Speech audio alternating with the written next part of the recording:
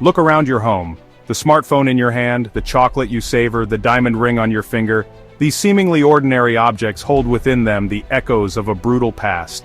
A past built on colonial exploitation, where human lives were traded and lands plundered to fuel the engine of global commerce. This isn't ancient history. The tendrils of colonialism reach into our present, shaping the world we live in and perpetuating inequalities that demand our attention.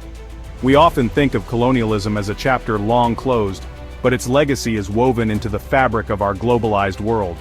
The raw materials that power our devices, the food we consume, the clothes we wear, their journeys often begin in lands scarred by colonial greed. Understanding this hidden history is crucial to dismantling the systems of exploitation that persist today.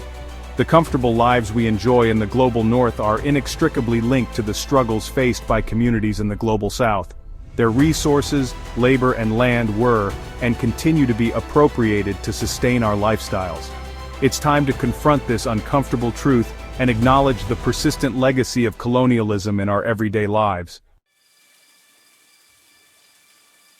The Congo Free State, a vast territory in Central Africa, stands as a chilling testament to the horrors of colonial rule. King Leopold II of Belgium, driven by avarice and cloaked in a veneer of philanthropy, unleashed a reign of terror upon the Congolese people. His objective to extract unimaginable quantities of rubber, a commodity made highly valuable by the burgeoning bicycle and automobile industries. Leopold's agents, driven by profit and granted absolute power, ruled through brutality. Forced labor, torture and mutilation became commonplace. Villages were held hostage, their inhabitants forced to meet impossible rubber quotas or face unspeakable consequences. Millions perished, victims of a colonial enterprise that valued profit over human life. The Congo's rubber boom, fueled by unimaginable suffering, laid the foundation for Belgium's wealth and industrialization. This period, aptly dubbed the Heart of Darkness by Joseph Conrad, serves as a stark reminder of the human cost of colonial greed and the enduring scars it leaves on both individuals and nations. The scent of spices, the allure of exotic goods, these were the seductive masks worn by the Dutch East India Company, one of history's most powerful corporations. Established in the 17th century, the company's reach extended across the globe, leaving a trail of exploitation and dispossession in its wake. Nowhere was this more evident than in the company's ruthless pursuit of sugar. The Dutch East India Company established vast sugar plantations in the Caribbean and Southeast Asia, exploiting enslaved Africans and indentured laborers to cultivate and harvest this valuable crop. The conditions on these plantations were horrific. Workers endured back-breaking labor, brutal punishments, and appalling living conditions. Disease was rampant, and death a constant companion. The sugar trade, built on the backs of enslaved and exploited peoples, generated immense wealth for the Dutch East India Company, and fueled the rise of the Netherlands as a global power.